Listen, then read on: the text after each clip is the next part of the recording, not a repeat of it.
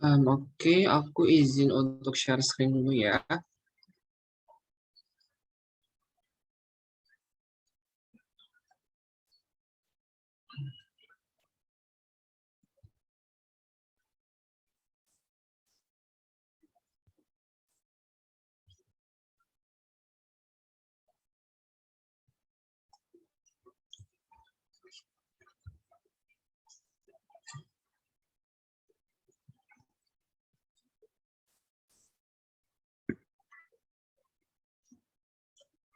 Sebelumnya maaf, nih rumahku lagi hujan. Apakah terdengar kayak agak berisik gitu? Enggak, aman, Oh, jelas. aman? Oh ya, oke.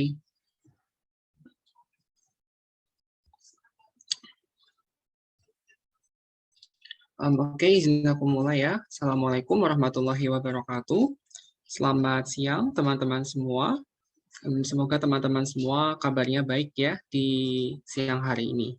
Nah, kebetulan saya diberikan kesempatan oleh teman-teman Panitia Sekolah Mawapres UNS 2022 untuk sharing tentang gagasan kreatif atau biasa disingkat dengan GK bagi program sarjana. Tapi perlu saya berikan disclaimer terlebih dahulu bahwa apa yang saya bagikan ini merupakan pengalaman saya di tahun lalu dan juga berdasarkan pedoman atau panduan dari Pilmapres tahun 2021. Mengapa ini perlu saya highlight terlebih dahulu? Karena bisa jadi pedoman atau panduan Pilmapres di tahun 2022 itu berbeda dibandingkan Pilmapres 2021. Karena pepanduan antara tahun 2019 dengan 2020 itu berbeda, kemudian 2020 dengan 2021 juga kembali berbeda. Sehingga kita belum tahu apakah di tahun 2022 ini juga akan berbeda atau tetap sama seperti 2021. Karena panduan dari pusat, dari Puspresnas, kebetulan juga belum turun. Nah, sebelum masuk ke materi, saya akan perkenalan singkat saja. Perkenalkan dulu teman-teman, nama saya Rizal Galih Pradana, biasa dipanggil Rizal ataupun Galih. Saya adalah mahasiswa psikologi, dulunya masuknya FK ya, Fakultas Kedokteran, tapi sekarang sudah berdiri sendiri sebagai Fakultas Psikologi, angkatan 2018. Tapi kebetulan saya sudah lulus, Alhamdulillah, di tahun 2022 ini. Sehingga sudah apa ya tidak ikutan kuliah lagi dan tidak ikutan yang Fakultas Psikologi. Kemudian ini beberapa prestasi saya dan juga publikasi serta akreditasi yang pernah saya ikuti. Nah, selanjutnya sebenarnya pada kesempatan siang hari ini topik apa aja sih yang akan kita bahas atau kita discuss bareng-bareng? Perlu ditekankan ya teman-teman, di sini kita sifatnya diskusi, bukan satu arah, bukan hanya saya yang apa ya istilahnya ceramah, tapi silahkan jika teman-teman punya pendapat, punya pertanyaan, bisa langsung disampaikan. Nanti akan dipandu dengan Namila ya, mau raise hand boleh, mau ketik di kolom chat juga boleh. Nah, dari keseluruhan presentasi saya siang hari ini, saya merangkumnya menjadi 5 poin utama. Yang pertama adalah mengapa penting bagi teman-teman semua calon Pilmapres UNS 2022 untuk memaksimalkan nilai dari gagasan kreatif atau GK. Kemudian apa saja komponen gagasan kreatif bagi program sarjana, bagaimana cara penilaian dari GK itu sendiri. Kemudian saya akan memberikan contoh dengan sedikit membedah karya saya tahun kemarin.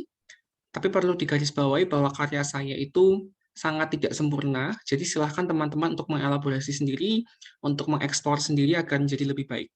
Dan yang terakhir, saya akan memberikan kesempatan bagi teman-teman untuk studi kasus maupun diskusi ketika waktunya memungkinkan nanti.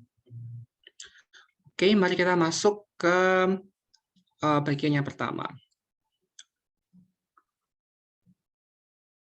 Nah, kenapa sih sebenarnya penting bagi teman-teman semua untuk mempersiapkan atau memaksimalkan nilai GK? Karena ini berdasarkan panduan 2021 bahwa nilai gagasan kreatif itu punya proporsi 40%. Namun ada juga yang lebih tinggi nilainya, yaitu capaian unggulan atau CU. CU itu adalah sertifikat kejuaraan atau sertifikat prestasi teman-teman, itu punya bobot 60%. Nah, mungkin yang muncul di benak teman-teman, pertanyaannya menjadi seperti ini. Kenapa kita harus memaksimalkan dan juga mempersiapkan gagasan kreatif? Toh, nilai atau proporsi capaian unggulan itu lebih tinggi daripada gagasan kreatif. Perlu teman-teman ingat bahwa walaupun gagasan kreatif itu punya bobot nilai yang lebih rendah daripada CU atau capaian unggulan, tapi pada akhirnya ketika capaian unggulan atau CU dari teman-teman dan juga pesaing teman-teman itu punya nilai yang sama atau berbeda tipis, maka pada akhirnya penentu siapa pemenang atau siapa yang punya ranking lebih tinggi adalah gagasan kreatifnya.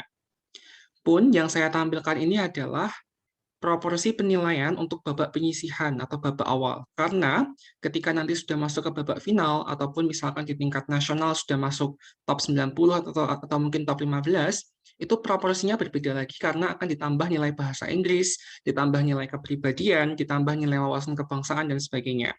Tapi karena fokus teman-teman semua adalah lolos terlebih dahulu dari penyisihan, maka silahkan optimalkan pembagian proporsi penilaian Pilmapres ini. 60% untuk CU atau capaian unggulan, dan 40% untuk gagasan kreatif atau GK. Mungkin biar lebih jelas dan teman-teman punya gambaran, saya berikan simulasi nilai sebagai berikut. Ada 3 orang mahasiswa, anggap saja mahasiswa A, B, dan C. Mahasiswa A, dia punya nilai GK yang sangat bagus, sangat tinggi. Oh ya, sebelum sampai ke situ, saya mau kasih penjelasan dulu ya. Sebenarnya di Panduan 2021, nilai CU atau capaian unggulan itu rentangnya antara 0 sampai 500. Jadi kemungkinan seorang peserta Pilmapres mendapatkan nilai CU atau capaian unggulan tertinggi adalah 500 poin. Dari 500 itu akan dikalikan dengan bobot 60%, sehingga nilai maksimal dari CU yang mungkin didapatkan oleh seorang peserta Pilmapres adalah 300 poin.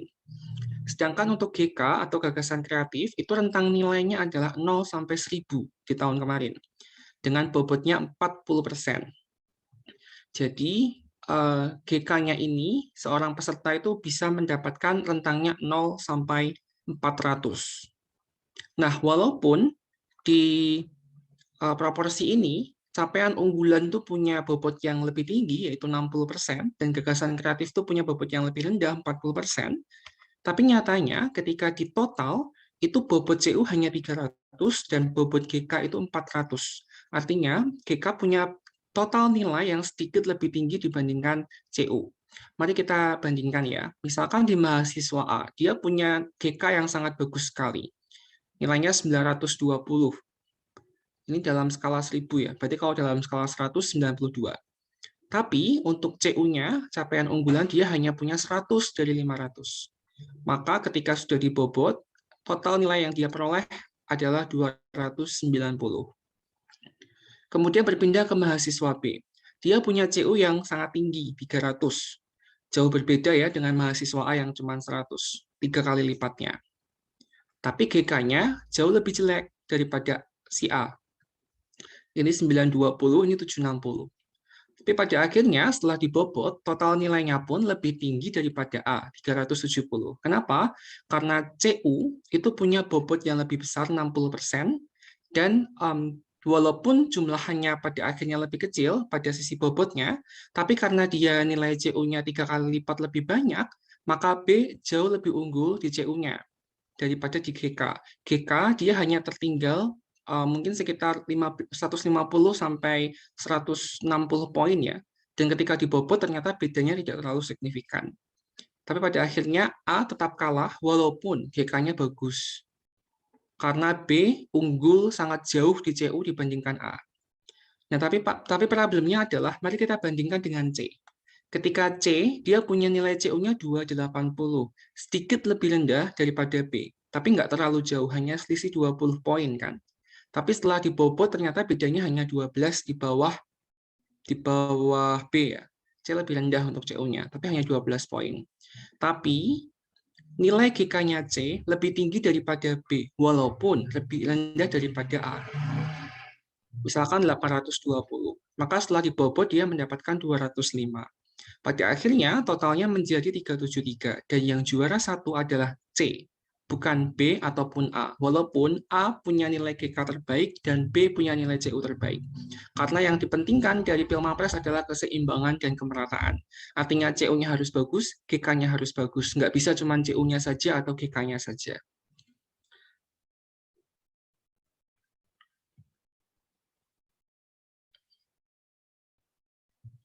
Nah, sekarang kita beralih ke komponen gagasan kreatif bagi program sarjana. Di tahun 2021 kemarin, di panduannya itu dibagi menjadi 8 bagian, yang saya rangkum atau ringkas menjadi seperti ini. Ini saya akan jelaskan dulu komponennya, kemudian baru akan saya berikan contoh nanti di bagian selanjutnya. Nah, untuk komponen GK, itu ada 8.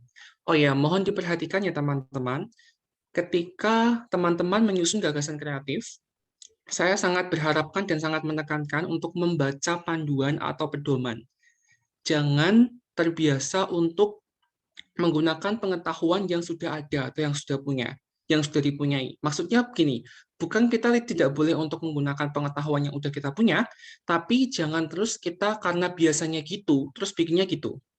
Karena kalau pedoman Pilmapres, pedoman PKM itu biasanya ada perubahan setiap tahunnya, dan kita wajib untuk mengikuti pedoman tersebut. Sebelum tahun 2020, di tahun 2019, 18, 17, dan sebelumnya, itu bentuk gagasan kreatif dari program sarjana masih menggunakan bab 1 pendahuluan, bab 2 teori, bab 3 metode, bab 4 diskusi, bab 5 penutup seperti makalah atau proposal pada umumnya.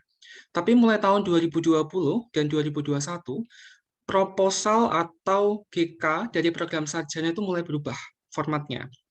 Yang pertama ada lingkup pembahasan, yang kedua adalah identifikasi potensi dan kebutuhan lingkungan, yang ketiga adalah rumusan target pembangunan, yang keempat adalah analisis cara pencapaian target, yang kelima penjabaran rencana kerja, yang keenam penjabaran informasi tambahan, yang ketujuh visualisasi gagasan, dan yang kedelapan lampiran. Jadi silahkan untuk mengikuti poin-poin ini. Bagaimana cara membuatnya? Jika saya tahun lalu, saya bikinnya seperti ini. A. Lingkup pembahasan. B. Identifikasi potensi dan kebutuhan lingkungan. C. Rumusan target pembangunan, dan seterusnya. Tidak perlu menggunakan bab 1 pendahuluan, bab 2 teori, tidak perlu. Karena semuanya sudah terintegrasi di 8 bagian ini. Dan juga tidak perlu untuk menuliskan bab 1 lingkup pembahasan, bab 2 identifikasi, tidak perlu. Silakan jadikan satu saja seperti esai, seperti esai pada umumnya dengan poin-poin A, B, C, D. Karena yang dinilai adalah substansinya dan bukan dari segi format babnya. Dan ketika teman-teman nanti salah dari segi format babnya, teman-teman berisiko untuk mendapatkan penalti dari juri dan bisa saja dikurangi nilainya dari gagasan kreatif teman-teman. Walaupun yang dinilai hanya substansi, tapi teman-teman juga harus mengikuti format yang telah disetujui dan disepakati bersama. Oke, mari kita bahas satu-satu. Yang pertama, lingkup pembahasan. Poin terpenting dari lingkup pembahasan ini adalah sebenarnya siapa penerima manfaat utama dari gagasan teman-teman, dan apa teori utama yang teman-teman pakai, atau basic teori, grand teorinya itu apa. Ini dibahas di poin A, lingkup pembahasan. Kemudian di poin B, identifikasi potensi dan kebutuhan lingkungan, silakan teman-teman jelaskan terkait dengan apa potensi yang dapat dikembangkan dari gagasan teman-teman. Dan mengapa perlu menangani masalah itu? Memangnya seberapa urgent atau seberapa mendesak? Nah, dengan melihat dua breakdown ini, sebenarnya vibes-nya sama kan, seperti bab 1 pendahuluan, hanya formatnya dibedakan dengan poin A dan poin B agar lebih clear dan lebih jelas. Apa sih lingkup pembahasan gagasannya, apa sih potensinya, apa sih kebutuhannya. Mungkin seperti itu yang diharapkan oleh tim panitia dari Kemdikbud Pusat ya, terkait dengan gagasan kreatif dari para mahasiswa sarjana. Selain itu, sebelum saya lanjutkan lebih lanjut, saya punya sedikit insight dan juga penekanan bahwa ada perubahan dari model gagasan kreatif semenjak tahun 2020 hingga sekarang.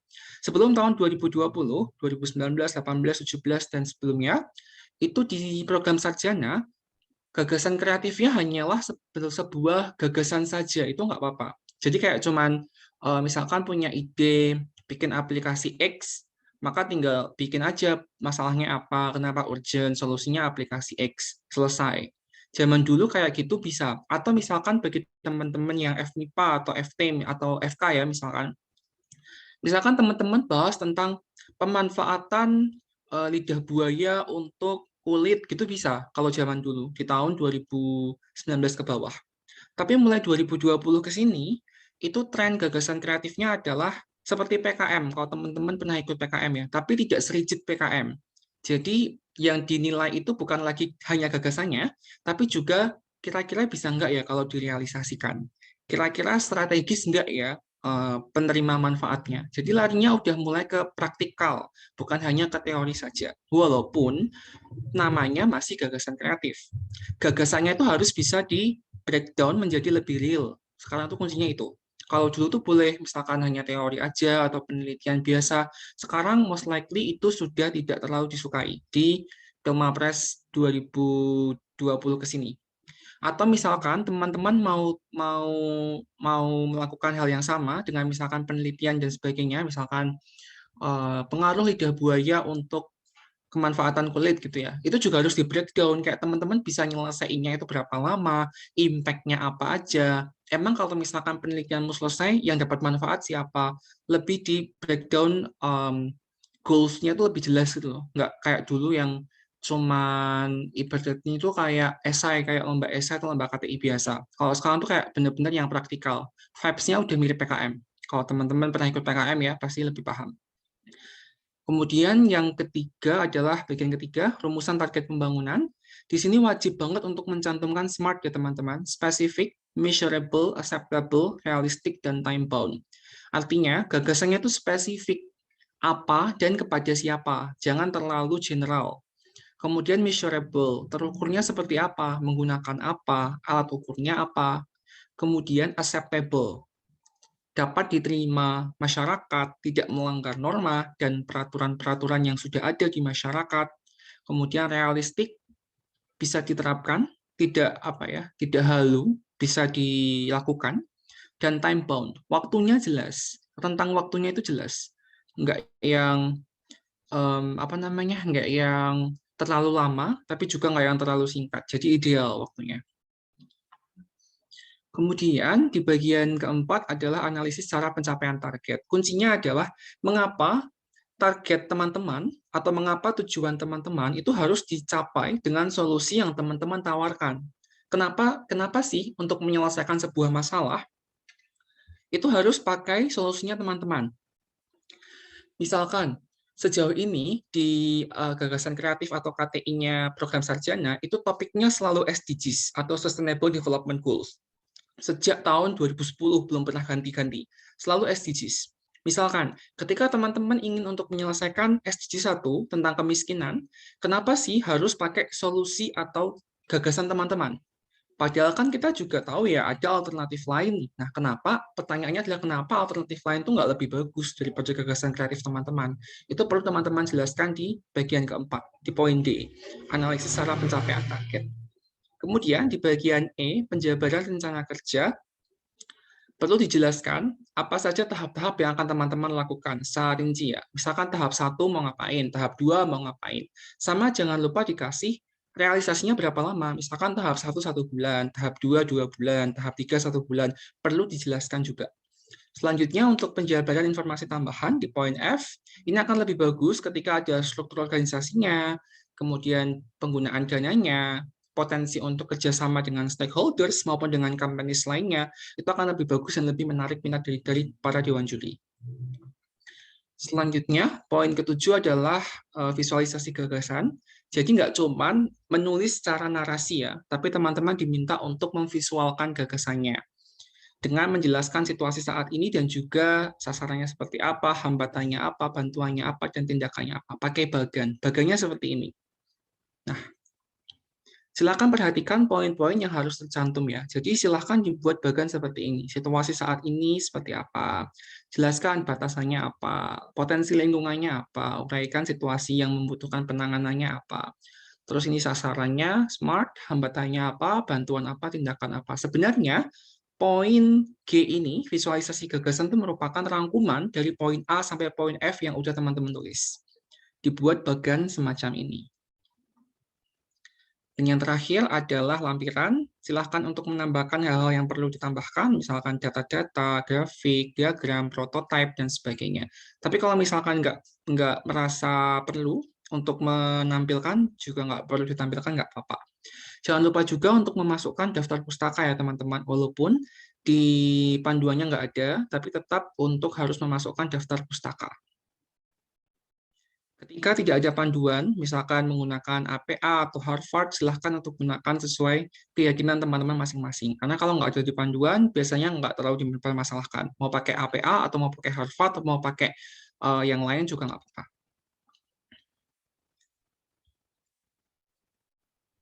Nah, selanjutnya adalah komponen penilaiannya.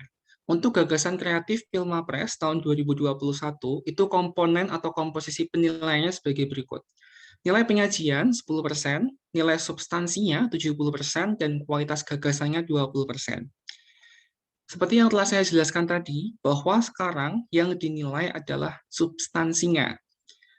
Tetap walaupun kita hanya menilai, walaupun para dewan juri hanya menilai substansi, dan kita tahu bahwa yang dinilai hanya substansi, tapi bukan berarti kita mengabaikan terkait dengan strukturnya, terkait dengan formatnya, karena itu juga punya bobot di penyajian ya, 10%. Untuk kualitas gagasannya 20%.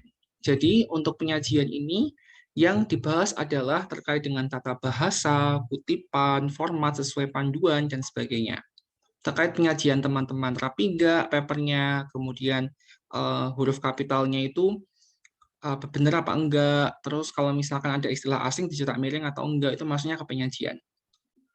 Kemudian untuk yang substansi itu 70%, meliputi fakta data, identifikasi masalah, uraian SMART, dampak keberlanjutan, dan sebagainya. Substansi ini dinilai dari poin A sampai poin G. Dari poin A yang lingkup pembahasan sampai poin G yang visualisasi gagasan. Itu akan dinilai di substansi ini. Nah, untuk yang kualitas gagasan, ini biasanya akan dinilai dari idenya unik atau enggak ya, original atau enggak ya, dan juga ini, peluang keterlaksanaannya bagaimana. Ini pintar-pintarnya teman-teman sih untuk mendistingtifkan ide teman-teman dibandingkan ide yang lain. Misalkan, ketika teman-teman pengen bikin aplikasi, kita kan tahu ya bahwa startup aplikasi sudah sangat banyak sekarang. Nah, apa sih bedanya ide aplikasi teman-teman dibandingkan ide aplikasi yang sudah ada, dan itu nanti bisa dapat poin tambahan di kualitas gagasan. Nah, lanjut. Saya akan membedah karya saya ya. Tahun kemarin saya akan berikan sedikit contoh.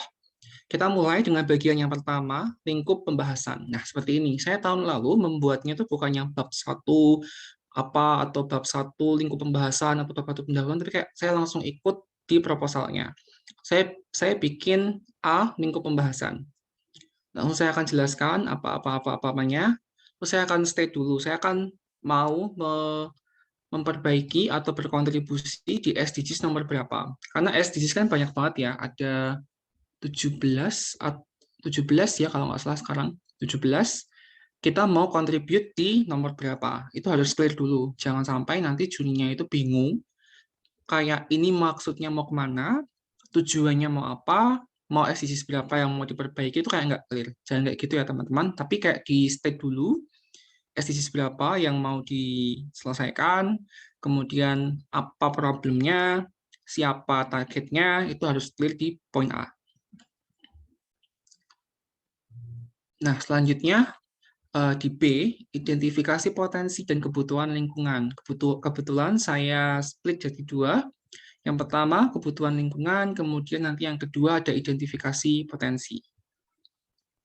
Nah, di kebutuhan lingkungan ini, apa yang saya jelaskan?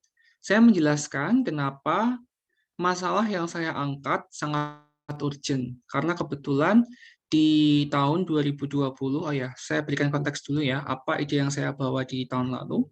Tahun lalu saya membuat sebuah aplikasi yang saya beri nama Hillgrow, dan itu adalah aplikasi yang mengcombine antara penanganan kesehatan fisik dan juga kesehatan mental.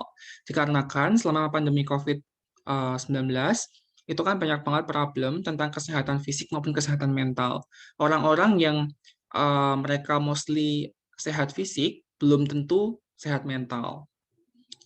Karena waktu itu di kondisi pandemi COVID kan banyak banget ya, masih di awal kan banyak banget yang masih susah penanganannya, terus banyak banget korban yang meninggal dan sebagainya, rumah sakit penuh. belum ada vaksin. Jadi kan waktu itu banyak banget orang-orang yang tidak bisa survive di kondisi COVID-19. Nah, ketika mereka itu terjangkit COVID, most likely kan agak susah ya penanganannya karena masih trial error juga kan dari para dokter dan juga tenaga medis. Nah, ketika misalkan mereka um, survive pun, itu kan mereka juga kena stigma dari masyarakat dan sebagainya. Pun dengan orang yang nggak kena COVID, itu juga punya masalah karena mereka jadi kehilangan mata pencaharian, terus ekonominya susah. Artinya kan kayak dua hal ini perlu ditangani kan, karena kesehatan fisiknya jelas terganggu, karena banyak yang kena COVID kan. Nah, ketika orangnya sehat secara fisik pun, ternyata mentalnya juga nggak sehat, karena banyak yang stres, banyak yang kena PHK, dan sebagainya. Lalu apa yang um, lalu apa yang bisa kita lakukan? Nah, dengan gagasanku itulah masuk dengan aplikasi Healthgrow ini, kita bisa nge-combine penanganan kesehatan fisik dan juga kesehatan mental. Karena konteksnya, zaman dulu, waktu tahun 2020-2021, itu sebangsa Grab, sebangsa Gojek, itu belum apa namanya, sekomplit sekarang. Zaman dulu tuh kalau misalkan kita mau nyari kesehatan fisik, itu kan biasanya larinya ke Halodoc kan. Halodoc, atau misalkan ke aplikasi Grab itu juga udah ada sih sebenarnya waktu itu.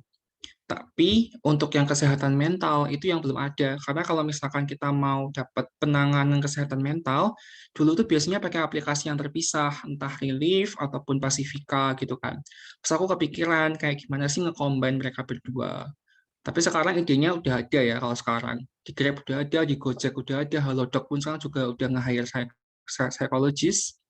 Terus di Relief pun juga sekarang mereka udah mulai aware terhadap kesehatan fisik ya. Kalau misalkan emang dari psikologisnya udah terus masih ada penyakit fisik bisa di refer ke dokter juga. Jadi kayak sekarang ide ini udah ada. Kalau zaman dulu ide ini merupakan ide yang baru. Nah ini loh PR-nya. Karena di masa pandemi COVID ini kan ide-ide baru kan cepet banget yang munculnya. Jadi kayak idemu tahun kemarin bisa aja udah ada realisasinya di tahun depan kayak gitu-gitu. Jadi kayak perlu banget untuk memikirkan apa sih urgensinya dan juga apa sih pentingnya dari idemu ini untuk dilaksanakan.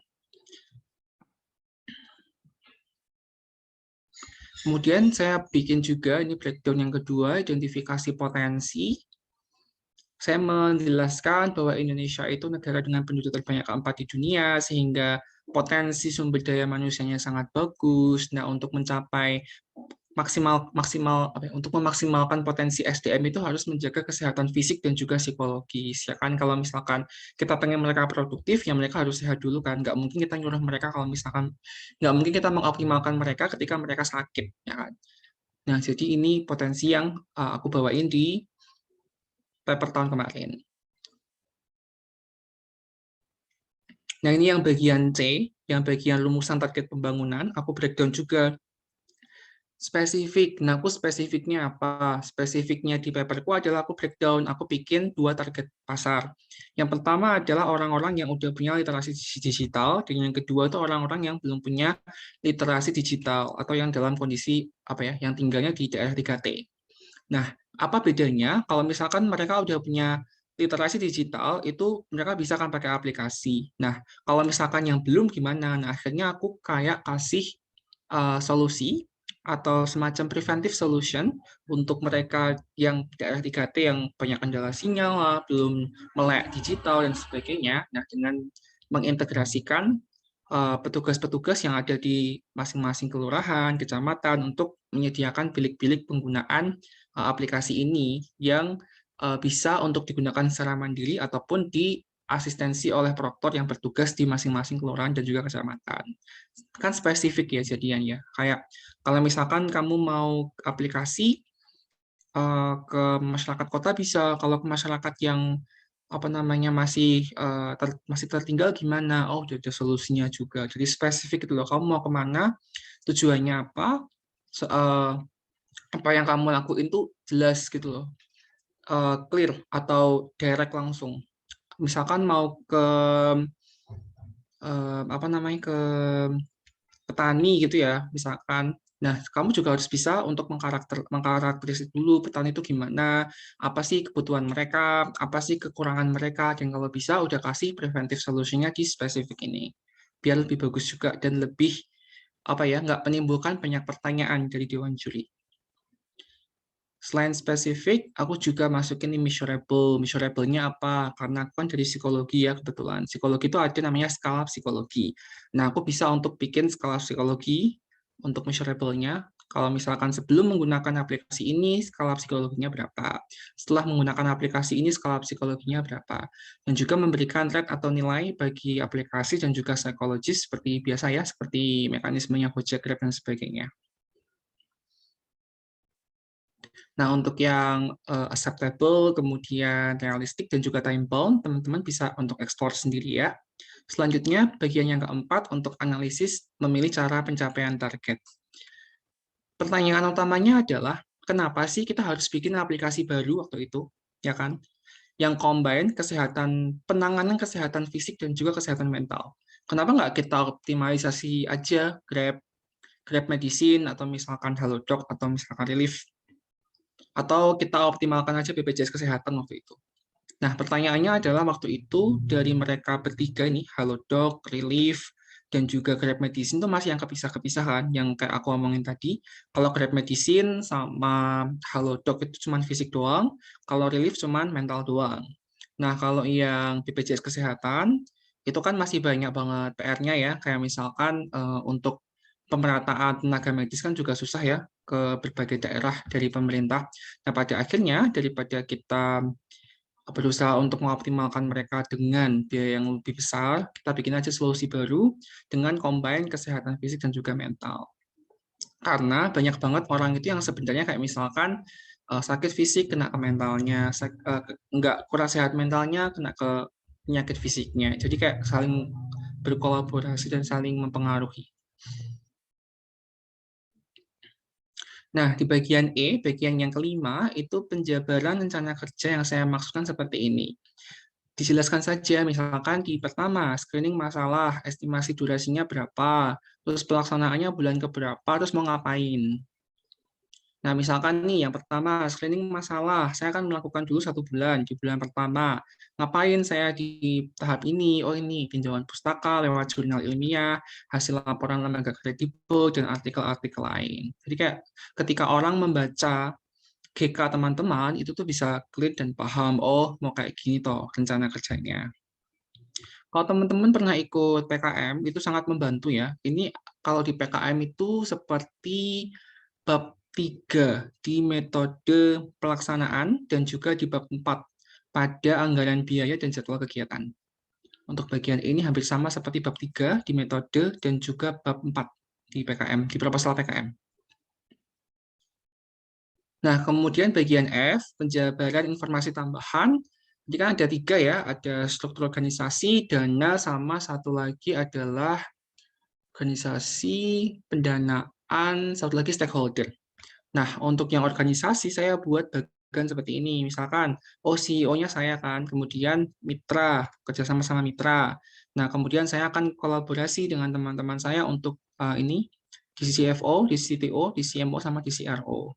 Di CFO itu finansial, keuangan, di CTO itu teknisnya, di CMO itu marketingnya, di CRO ini semacam riset dan operasional, termasuk HR-nya. Akan lebih bagus ketika teman-teman membuat bagian seperti ini ya, supaya clear dan bisa dipahami kayak siapa sih yang mau ngelaksanain selain teman-teman, apakah teman-teman mau ngelaksanain sendiri atau mau kombinasi dan sebagainya. Nah, kemudian yang kedua adalah ini, dana. Ini seperti bab 4 di PKM, di anggaran dana. Nanti tinggal dijumlah gitu ya, misalkan untuk tahap 1 butuh berapa dananya, tahap 2 butuh berapa, tahap 3 butuh berapa, dan seterusnya. Atau bisa juga teman-teman menggunakan pendekatan butuh barang apa aja, itu juga bisa. Misalkan satu, akses jurnal, misalkan 1 juta. Kemudian yang kedua, misalkan untuk kunjungan ke daerah 3T 5 juta itu juga boleh. Jadi bebas, nggak ada syaratnya. Yang penting ada ininya, ada penjabaran terkait dengan dananya. Ini kebetulan saya menggunakan estimasi dana per tahapan. Kemudian yang ketiga adalah stakeholders-nya siapa yang bisa teman-teman ajak kerjasama biar gagasan teman-teman survive. Kalau aku kemarin kan kesehatan ya, tentunya yang bisa aku ajak kerjasama adalah puskesmas, kemudian dinas kesehatan dan juga Kemenkes karena kan hubungannya sama kesehatan fisik dan juga kesehatan mental.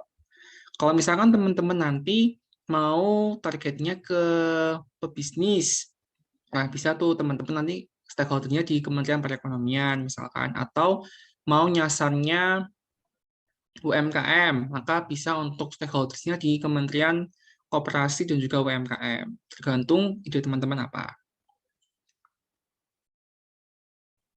Nah, sebelum akhir, oh iya, Namira, kita masih punya waktu nggak ya, Mir? Atau sudah habis? Oh, masih ada 15 menit buat Oke, tanya jawab. Ya, Ini kebetulan aku punya diskusi kasus. Kalau misalkan teman-teman mau ada yang nyoba, bolehkah, Mir? Atau kayak mau langsung tanya jawab aja? boleh kalau mau nyoba nggak apa-apa. Oke, oke. Ada yang berminat mungkin untuk mencoba?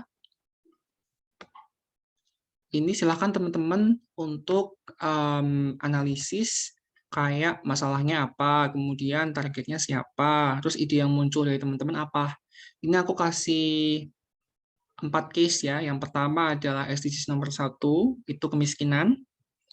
Berarti kan pertanyaannya adalah bagaimana cara teman-teman untuk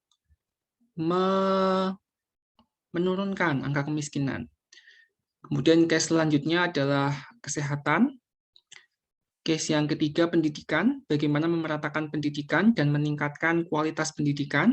Nomor 4 ya, SDGs-nya. Dan yang nomor 13 tentang pencegahan kerusakan iklim. Nah, silakan teman-teman boleh untuk mencoba apa namanya, untuk analisis, langsung open mic aja nggak apa-apa, nanti kita discuss.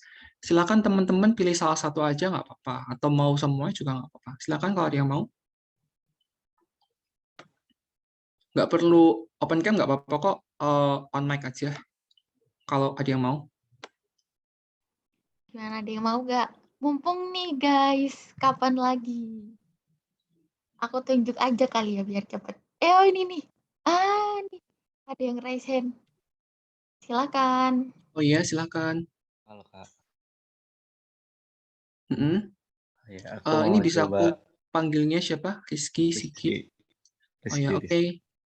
Nice to Aku meet boleh you, tahu man. kamu dari fakultas apakah? Dari FKIP. Oh, oke, oke. Silakan, Rizky. Mau Aku pilih yang mau mana? coba nomor 4, SDGs nomor 4. Mm-mm, silakan. Tadi untuk peningkatan mutu ya. Mm-mm, Aku sebenarnya ini, karena kan kita di era new normal dan masih pembelajaran dan masih banyak yang daring. Nah mm-mm, di sini mm-mm, kan karena pembelajarannya daring, mutu pendidikan Indonesia itu menurut salah satu jurnal dan artikel yang pernah aku baca, mm-mm. mutu di Indonesia itu menurun. Dan bukan di Indonesia aja, bahkan ini adalah salah satu krisis global. Dan seluruh dunia itu menurun karena adanya pandemi. Nah, di sini aku, karena kan secara daring ya, Mm-mm. di sini aku menawarkan solusi yaitu aplikasi Mm-mm. aplikasi yang kayak LMS, tapi ini adalah perpaduan dari berbagai banyak LMS kayak Edmodo, Google Classroom, Mhm, terus mungkin bisa perpaduan kayak Ruang Guru. Nah, di aplikasi ini tuh bisa diakses oleh orang tua, siswa, dan guru. Nah, di aplikasi ini tuh lebih ke untuk apa ya, modelnya itu lebih ke Edmodo, tapi fitur-fiturnya di dalamnya kayak Ruang Guru. Jadi ada video, ada buku-buku gitu. Nah, di sini itu kenapa aku menawarkan aplikasi ini, karena kan di daring itu nggak semuanya apa jaringannya bagus. Nah, di mhm, aplikasi ini aku menawarkan video pembelajaran yang bisa di-download seperti kayak YouTube. Jadi bisa ditonton di rumah. Nah, jadi siswanya tetap tidak kesusahan untuk mengakses video pembelajaran. Jadi bisa lebih memahami. Nah, karena kan seperti yang kita ketahui, kayak anak-anak SD, SMP gitu kan kebanyakan tuh cuma dikasih tugas dan minim banget gitu dijelasinnya. Ini apa ya, sependek pengetahuan aku ya, karena beberapa yang aku lihat cuman kayak dikasih tugas aja gitu, jadi tugas-tugas mulu, karena kalau nggak ada pembimbingan kan, nggak ada penjelasan dahulu kan, kalau anak SD SMP itu kan kayak kurang banget. Nah, jadi mungkin karena aku menawarkan aplikasi ini agar ada.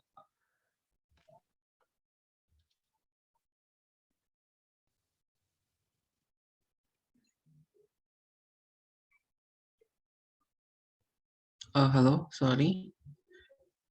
Ini dari jaringanku atau memang? Kayaknya Rizky yang keputus. Oh iya. Nah, Oke, ini oke. baru join lagi. Halo Rizky, apakah sudah bergabung?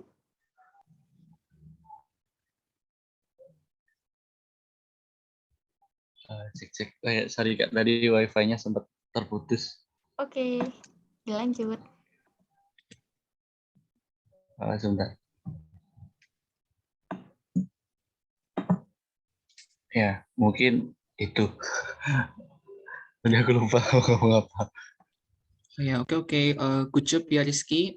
Bagus banget idenya terkait dengan membuat aplikasi yang mengkombinasikan LMS yang udah ada ya, semacam Edmodo, kemudian fiturnya mau dibikin seperti ruang guru dan sebagainya. Nah, kalau feedback ataupun input dari aku, sebenarnya idenya bagus ya untuk meningkatkan mutu pendidikan. Cuman kayak ada beberapa hal yang perlu untuk dikelirkan. Misalkan ketika Rizky ngomongin tentang LMS. LMS itu Learning Management System bukan ya? Atau bukan? Iya atau bukan ya? Ya Kak. Oke, oke. Nah, LMS atau Learning Management System ini kan sesuatu yang berbau teknis ya. Jadi kalau misalkan nanti Rizky mau bawa ide ini untuk yang Mapres, ataupun untuk lomba-lomba esai maupun KTI, atau mungkin diajukan ke PKM, kita harus pahami bahwa juri-juri di lomba-lomba itu tuh nggak semuanya dari FKIP, nggak semuanya dari pendidikan. Nah, Namila tahu nggak LMS itu apa, Mir? Aku jujur Sebelum aku bilang nggak tahu. tadi. Nggak tahu. Nah, nggak tahu kan. Nah, kalau misalkan Rizky yang ngejuli aku, mungkin kayak, oh iya, oke, aku paham LMS. Tapi kalau misalkan jurinya kebetulan Namira, mungkin kamu kan nilai nggak bagus gitu loh, Chris, karena kayak eh, jurinya tuh nggak paham LMS itu apa gitu. Mungkin nanti kalau misalkan dibawa ke lomba ataupun ke entah itu ke Pilmapres, ke esai, KTI, dijelasin dulu untuk konteks LMS-nya itu seperti apa, biar lebih clear aja.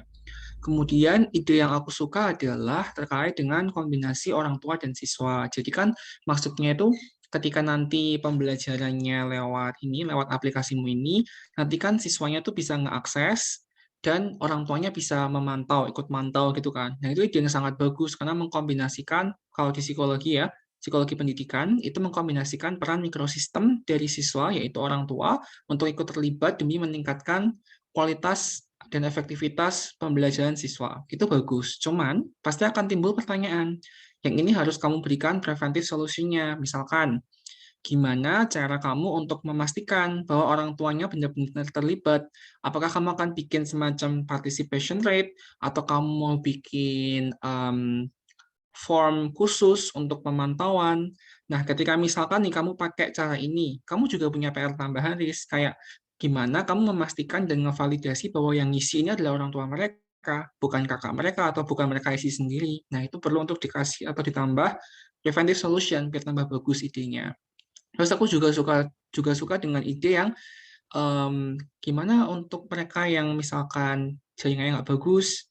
Nah, kamu udah bagus dengan kasih preventive solution, bisa untuk di download materinya. Nanti bisa dilihat ketika misalkan dia nemu WiFi atau misalkan dia udah punya kuota lagi.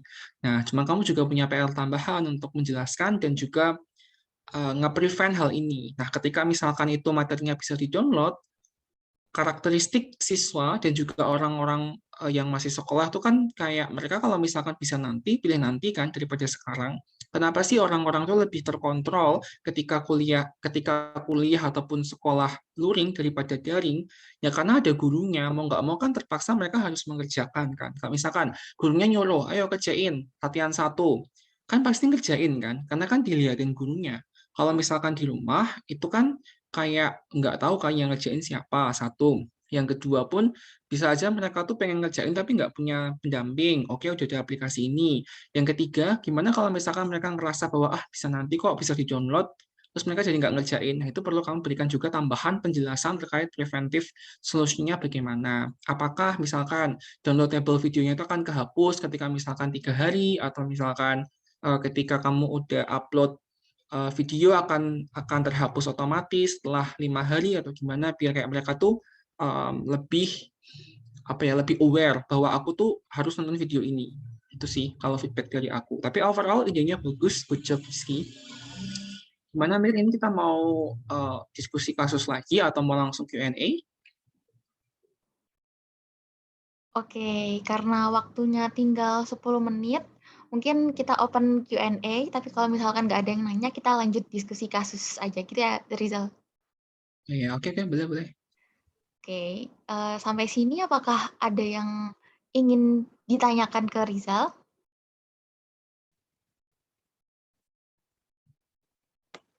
Oke, ini nih dari Nabila, mungkin bisa langsung on mic. Oke, Kak, terima kasih sebelumnya. Perkenalkan saya Nabila dari FEB. Mau tanya untuk terkait tadi anggaran, itu sebenarnya itu cuman estimasi atau memang harus realnya seperti itu? Lalu kemudian untuk melakukan kayak bikin gagasan kreatif ini tuh cuma baru berupa gagasan atau kita itu juga harus udah langsung turun lapangan gitu. Jadi baru kita bikin seperti itu, Kak. Terima kasih. Ya, oke, terima kasih Nabila atas pertanyaannya. Yang pertama terkait dengan anggaran dana. Bentar, saya back dulu ke slide-nya.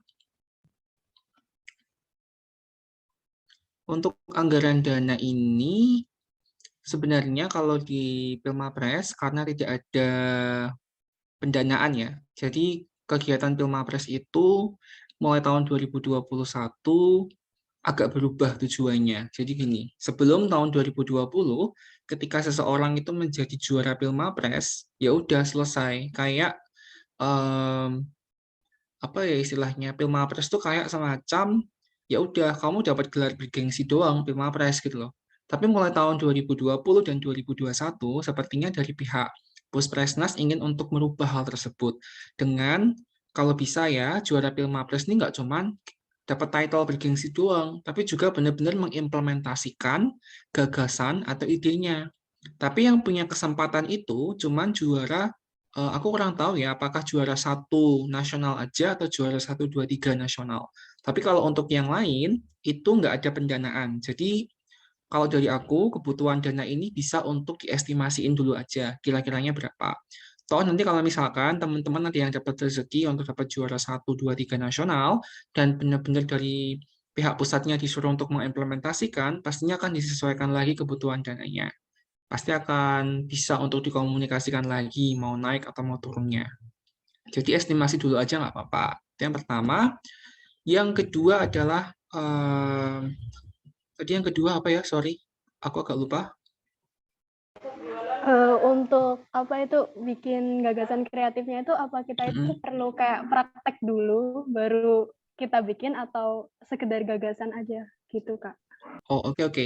Untuk gagasan kreatif itu gagasan dulu. Jadi hanya berbentuk gagasan. Jadi apa yang membedakan gagasan kreatif untuk program sarjana dan juga diploma? Kalau sarjana itu bentuknya masih gagasan, jadi sekedar gagasan aja.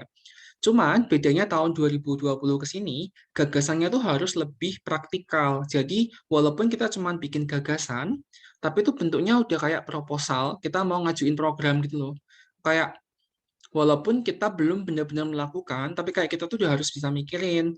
Misalkan nanti yang penyelenggara atau apa ya orang yang aku ajakin siapa aja lewat ini struktur organisasi.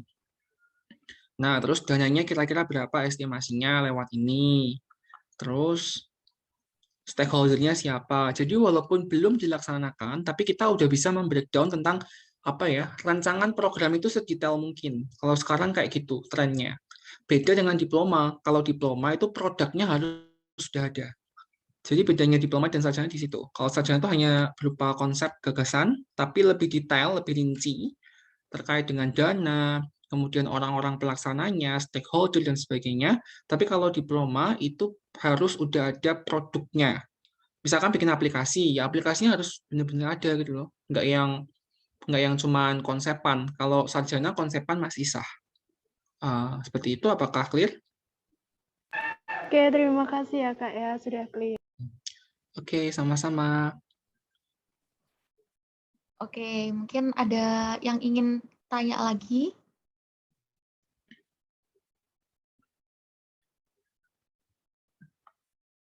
Oke, aku hitung sampai 3, 3, 2, 1. Oke, mungkin bisa lanjut ke yang tadi aja, Zal. Yang kasus ya? Ya, heeh. Oke, oke. Ada yang mau berpartisipasi lagi untuk ini? Coba diskusi kasusnya? Atau mau konsul ide paper ke Mapresnya juga boleh? Atau kamu mau coba, Mil? Ininya, kasusnya? Belum kepikiran. Mumpung ada konsul gratis nih, teman-teman. Kapan lagi ya enggak? Ada yang mau Padahal coba? juga Hmm? feel free Oh aja iya. sih. Oh ya, bentar. Sebelum mungkin karena sambil nunggu ya, belum ada. Kalau misalkan teman-teman nanti mau tanya-tanya tentang Pilmapres ataupun mau konsul paper, gitu-gitu boleh ya. Nanti bisa approach aku via Instagram ataupun via LinkedIn. Udah sih, cuma mau kasih info itu. Ada yang mau berpartisipasi? Mungkin kasusnya? Di kasusnya? Atau kamu aja, Mir, mau berpartisipasi?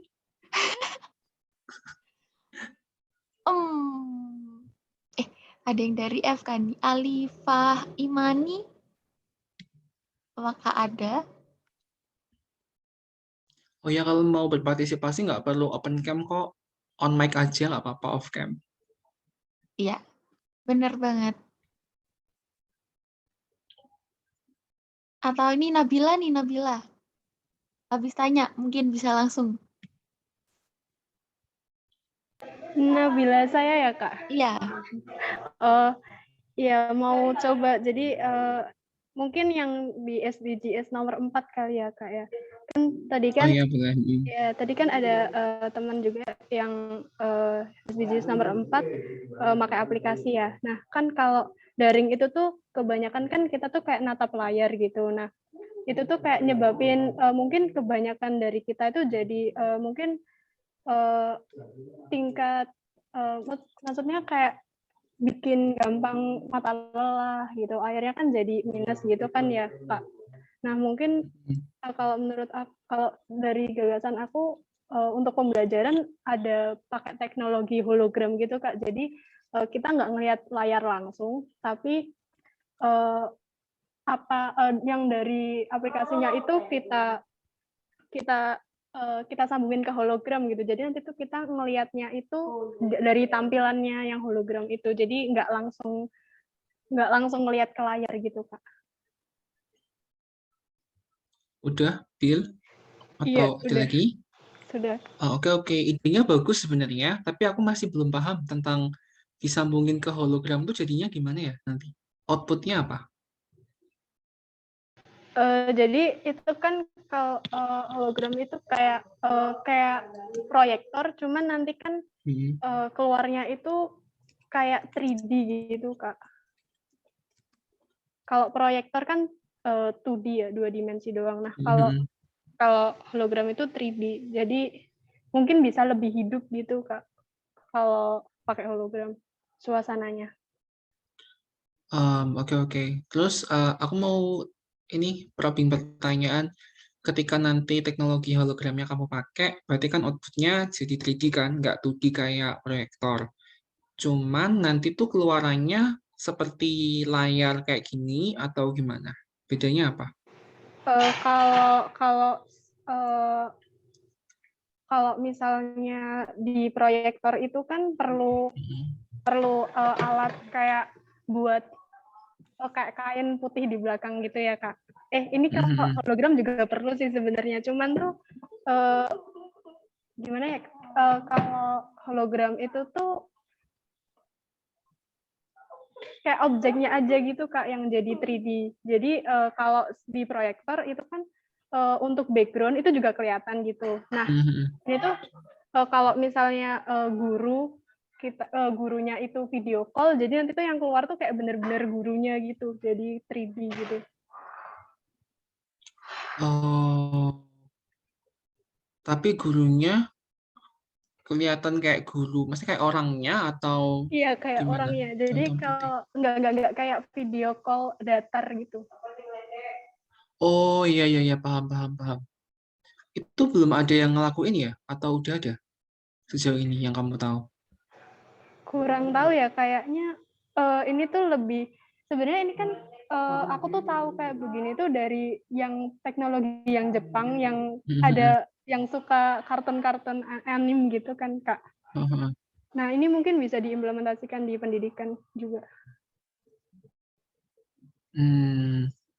Oke oke, idenya bagus ya sebenarnya terkait dengan ini supaya menghindari mata lelah, mata minus dan sebagainya karena terlalu banyak menatap layar dengan memanfaatkan teknologi hologram. Idenya bagus dan menarik. Cuman yang menjadi PR adalah harus pinter-pinter untuk nge-framing urgensinya apa. Kayak harus benar-benar tepat dalam ngarahin kenapa penting untuk diterapkan hologram ini. Kalau misalkan cuman mata minus dan sebagainya, itu kayak masih banyak preventive solution lainnya. Misalkan, lo kan sekarang banyak guru atau dosen yang nggak selalu Zoom atau Google Meet, tapi kayak mereka ngasih belajar apa pembelajaran itu lewat WA atau video pembelajaran.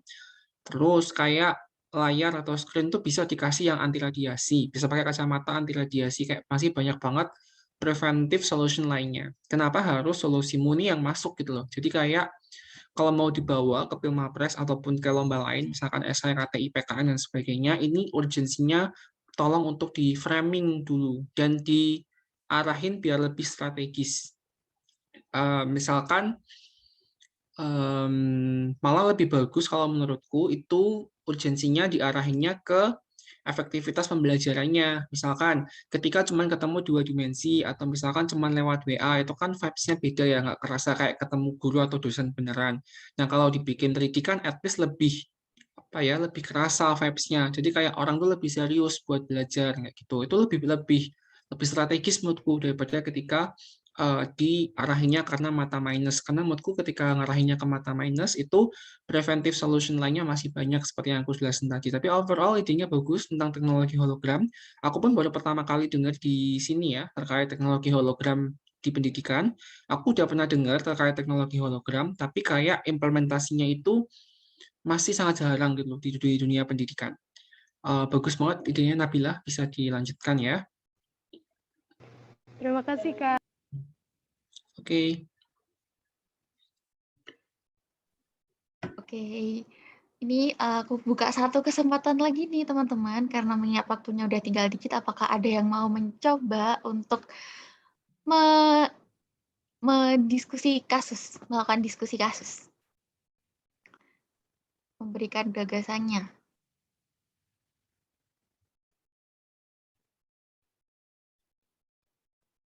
Oke, aku aja deh, Zal.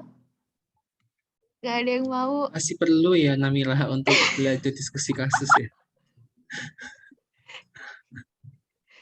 Ya udah boleh, silakan Namila.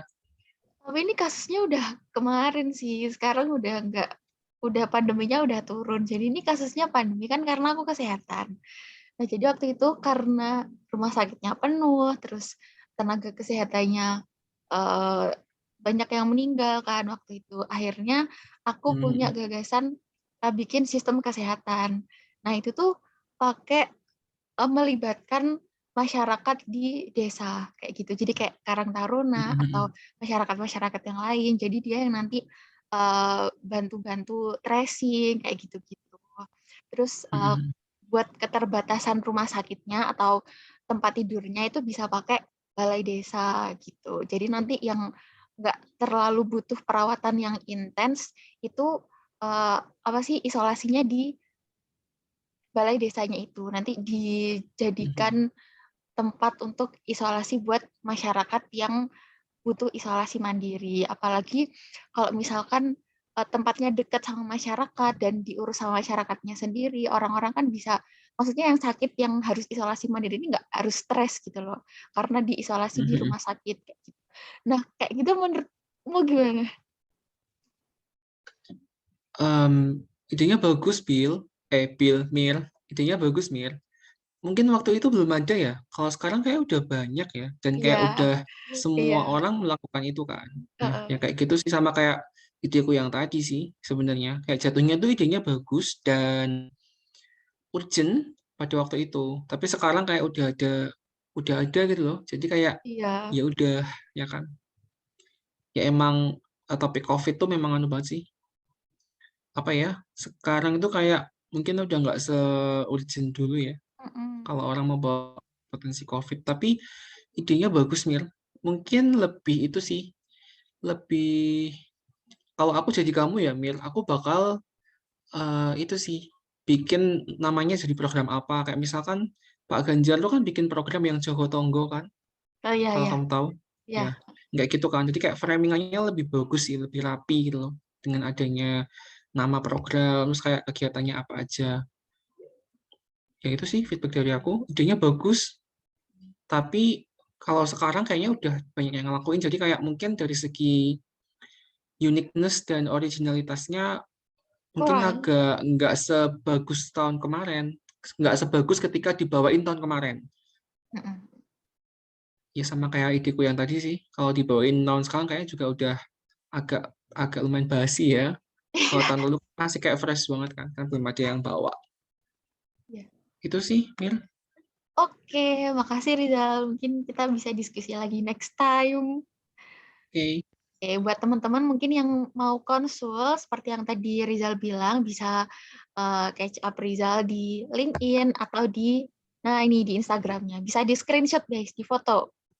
Oke, udah. Oke. Oke, nah karena waktunya sudah menunjukkan pukul 2 lebih 5 menit, dan acara terpaksa harus kita sudahi, mungkin sebelum kita tutup, Rizal ada closing statement nggak buat teman-teman yang mau ikut Pilma Press? Closing statementku adalah ini. Kalau teman-teman mau ikut Pilmapres, misalkan masih maba gitu ya, ya udah ikut aja nggak apa-apa. Coba dulu aja kalau misalkan rezekinya nanti pasti dipermudah dan juga bisa untuk menang. Karena waktu maba, bukan maba sih, tahun kedua di semester 4, aku juga ikut Pilmapres pertama kali dengan modal 4 sertifikat doang.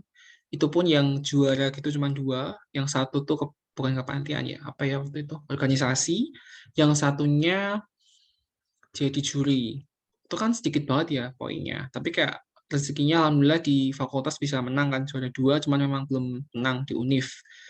Nah, selain itu, selain apa keberanian untuk mencoba, menurutku juga teman-teman harus mulai menyeimbangkan dan mempersiapkan CU sama GK. Jangan cuma fokus di CU-nya doang, jangan cuma fokus di GK-nya doang, harus dua-duanya bagus agar teman-teman tuh bisa mendapatkan nilai yang maksimal di kedua-duanya.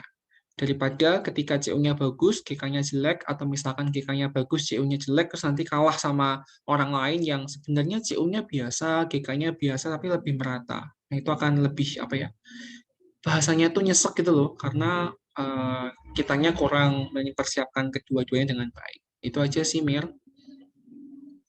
Oke, mungkin bisa di notes ya teman-teman, buat menyiapkan Pilmapres itu nggak bisa instan, tapi harus dipersiapkan dari awal, harus punya niat dan keberanian gitu. Oke, mungkin cukup sekian sesi kali ini. Sebelum kita tutup, ayo kita foto bareng dulu buat dokumentasi. Niko, udah siap?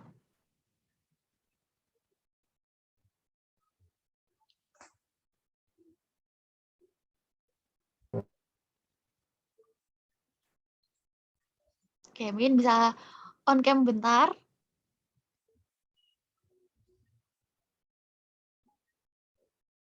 Rizky nih, Rizky. Nabila, Nabila.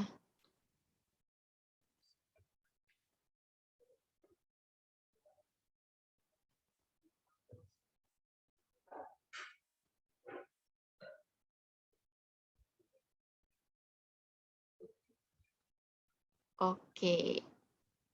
Mungkin ada yang lain ada kendala on cam, mungkin bisa langsung. Oke, nggak apa-apa.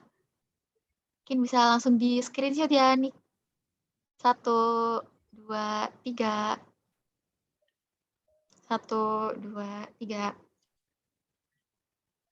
Oke, terakhir. 1, 2, 3. Oke.